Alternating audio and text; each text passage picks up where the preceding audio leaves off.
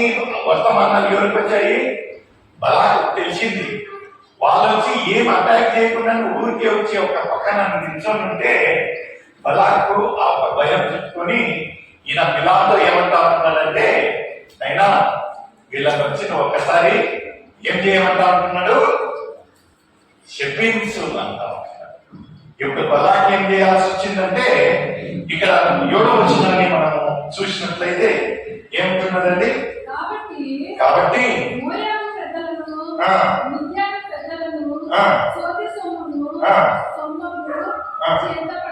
ఇప్పుడు ఇక్కడ ఏంటంటే బలాకు మనుషులుగా మానవులుగా మనము దేని విషయానికి లొంగుతామనేది ఒక మాట. దేని విషయానికి లొంగుతామండి? ఫస్ట్ మాట, ఎవరన్నా పెద్ద అధికారి, ఎవరన్నా అధికారంలో ఉండే వాళ్ళు మన దగ్గరకు వచ్చారనుకోండి, మోమాటంగా మనం ఓకే అంటాం.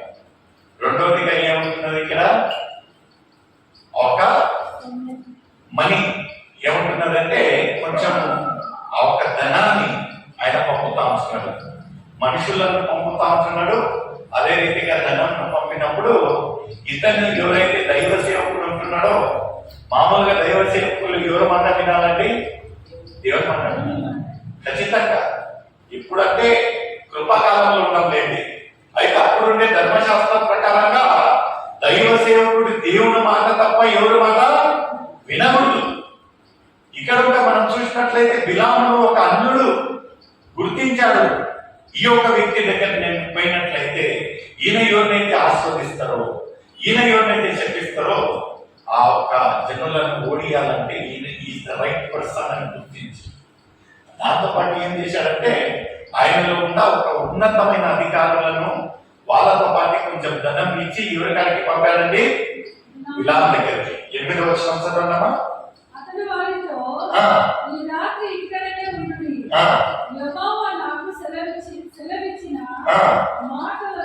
ఇప్పుడు బిలాముకు తెలిసాది వీళ్ళు వ్యతిరేకమైన వాళ్ళు కదా, వీళ్ళు మన వాళ్ళు కాదు, వీళ్ళు వ్యతిరేకమైన వాళ్ళు. ఫస్ట్ మాట ఏమైతే ఈ must not start talking with them, వాళ్ళతో మాటలు కానీ చర్చలు అనవసరము. ఆయన బిలాము ఏం చేశారంటే, అంత ఉన్నతమైన అధికారులు వాళ్ళు నా దగ్గరికి వచ్చారు, అలాంటి వాళ్ళు ధనం తీసుకొని వచ్చారని ఇతను ఏం చేశారంట, అయినా మీరు రెస్ట్ తీసుకొని నేను పోయి వీళ్ళతో ఏం జరుగుతుందో మాట్లాడతానని 12వ వచనంలో ఏమంటున్నాడు ఒకసారి చదవండి. అందుకు దేవుడు ఇక్కడ సూటిగా దేవుడు చెప్పే మాట ఏమంటా ఉంటున్నాడంటే, నువ్వు వారితో వెళ్ళకూడదు. ఒకే మాట, there is no second word. ఎందుకంటే దైవ ప్రకారంగా, దైవ నిర్ణయం ప్రకారంగా, నా అనుసారంగా వాళ్ళు మన వాళ్ళు కాదు, నువ్వు అక్కడికి వెళ్ళకూడదు అని బిలాముతో చెప్పినప్పుడు, బిలాము ఫస్ట్ మాట ఏంటంటే వాళ్ళను రాబెట్టుకునేదే ఫస్ట్ తప్పు. అందులో వాళ్ళను కొంచెం ముందు నేను చూసి మాట్లాడతానని చెప్పడము. రెండోదిగా ఇక్కడ స్వయంగా దేవుడే బిలాముతో మాట్లాడుతూ ఏమంటా ఉంటున్నాడంటే, నీవు వారితో మరొకసారి చదవమాట. అందుకు దేవుడు నీవు వారితో వెళ్ళకూడదు, ఆ ప్రజలను శపించకూడదు. ఎందుకంటే దేవుని బిడ్డల వాళ్ళు, నువ్వు శపించకూడదు అని చూటిగా ఎంత చక్కగా ఒక చిన్న పిల్లలకు చెప్పినట్టు దేవుడు నేరంగా బిలాముతో మాట్లాడుతూ ఉన్నట్లయితే బిలాము ఏం చేయాలి? వాళ్ళను పంపించేసేయాలి. ఈసారి ఏం చేశాడంట, బలాకు వీళ్ళతో కాదు, ఇంకా ఉన్నతమైన ఒక అధికారులను ఆయన పంపించేసి, దాంతో పాటు ఆ ఒక ధనం ఏముంటున్నదో ఇంకా ఎక్కువ ధనాన్ని తీసుకుని వెళ్ళి అక్కడికి పంపాడు. పంపించినప్పుడు ఈ యొక్క 15వ వచనం ఏముంటున్నదండి?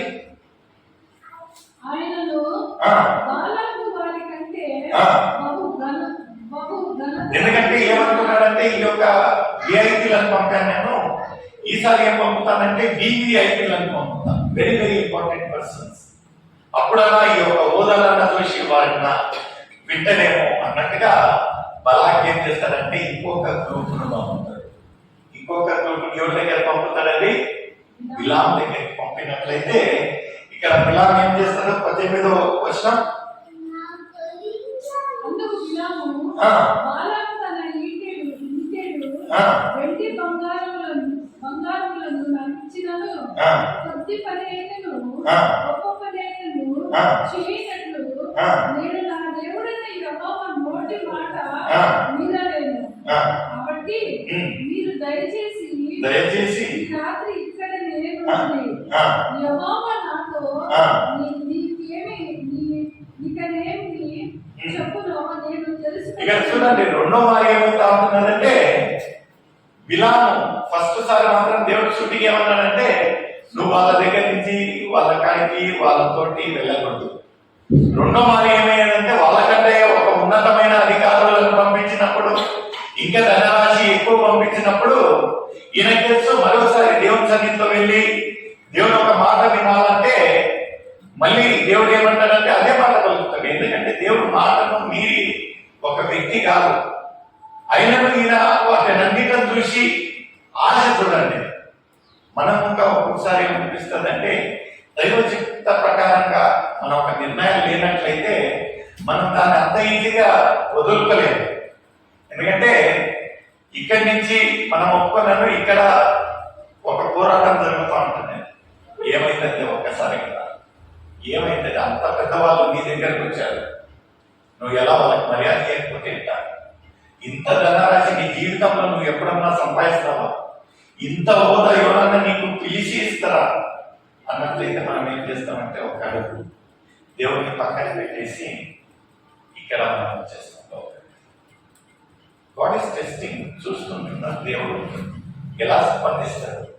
ఇలా జరిగినప్పుడు ఏమన్నా అనుకోకూడనిది జరిగాదనుకోండి జీవితంలో, మనం ఏమంటామంటే, చూడు దేవుడు నా చేయి పిలిచాడు, నేను ఇంత దేవుడిలో ఉన్నాను, ఎందుకు దేవుడు ఇలాంటి ఒక కఠినమైన ఒక పరిస్థితి నాకు పెడతా ఉంటున్నాడు, ఎందుకు ఇలాంటి ఒక శ్రమ నాకంటే, ఫస్ట్ నువ్వు చేసే క్రియలు దేవుని అనుసారంగా ఉంటున్నాయా, ఆయన చిత్త ప్రకారం ఉంటున్నాయా లేదా అనేది మనకు అనవసరం.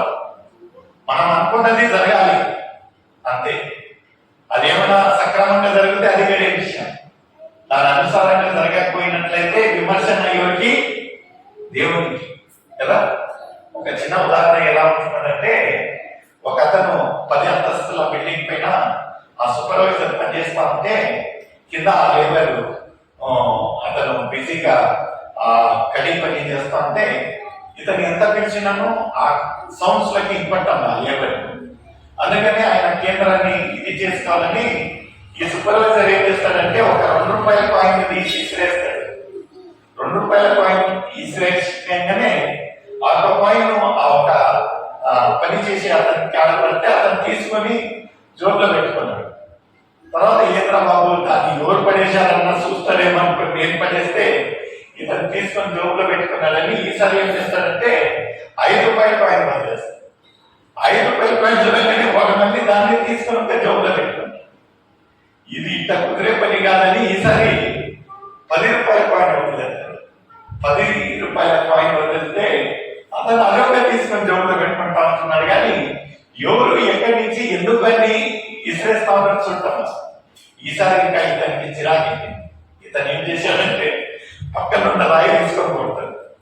రాయితో కొట్టగానే దెబ్బ తగిలి దూరాన్ని పైన చూసినట్లయితే అప్పుడు ఆయన ఏం చెప్పాలో ఈయన ఏం వినాలో జరిగింది.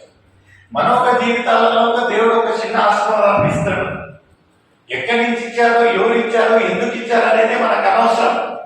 తీసుకోవడము, సంతోషించడం, దానికంటే గొప్పది ఇస్తాడు దేవుడు.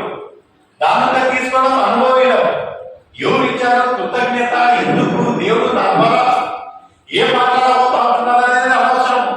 తీసుకోవడము, ఎంజాయ్ చేయడం. దానికంటే ఇంకో గొప్పది ఇచ్చిన మళ్ళీ తీసుకోవడము, మళ్ళీ ఎంజాయ్ చేయడం. అప్పుడు దేవుడు మనల్ని మన కాన్సన్ట్రేషన్ మన దగ్గరికి నుంచి ఆయన దగ్గరికి కేంద్రించాలని ఏం చేస్తాడంటే ఒక చిన్న కదిలింపు చేస్తాడు మన దగ్గర. అప్పుడు దేవా ఏంది నువ్వు ఇట్ట చేసినావు, ఎందుకు నేను అంత చక్కగా నీలో ఉంటే ఎందుకు నా జీవితంతో ఆడుకుంటున్నామని అప్పుడు దేవుడిని మనము విమర్శించడం. ఇక్కడ ఒక విలాకు చెప్పాడు దేవుడు, నువ్వు వాళ్ళకు వెళ్ళకూడదు. అయితే ఇతను అక్కడ హోదాలను అక్కడ ఉండే ఒక సంపదను చూసి ఈయన మరలా ఏమంటా ఉంటున్నాడంటే, మీరు ఇక్కడ మరొకసారి దేవునికి తెలిసింది, దేవునికి బిలాం గురించి తెలిసింది, ఇతను నా మాట వినేటట్టు లేడు, నన్ను పక్కన పెట్టేసి ఇతనికి ఈ హోదాలు ఈ యొక్క డబ్బు సంపదన ఎక్కువైపోయిందని ఈసారి ఒక చిన్న ప్రివిలేజ్ దేవుడు చెప్తాడు. ఏమంటా అంటున్నానండి 20వ వచనము. ఆ రాత్రి ఆ, దేవుడు బిలామునకు వచ్చి ఆ, ఆ మనుషులు నిన్ను ఆ, పిలువవచ్చిన ఎడల ఆ, నీవు లేచి వారితో వెళ్ళుము. ఆ. అయితే అయితే నేను నీకు చెప్పిన మాట ఎవరైతే ఫస్ట్ వెళ్ళకూడదన్నారో ఈ యొక్క బిలాం యొక్క ప్రవర్తన చూసి దేవుని యొక్క మనుషులు మనం అంతే. ఎందుకంటే అదేమంటారంటే God gives and forgives, we get and forget.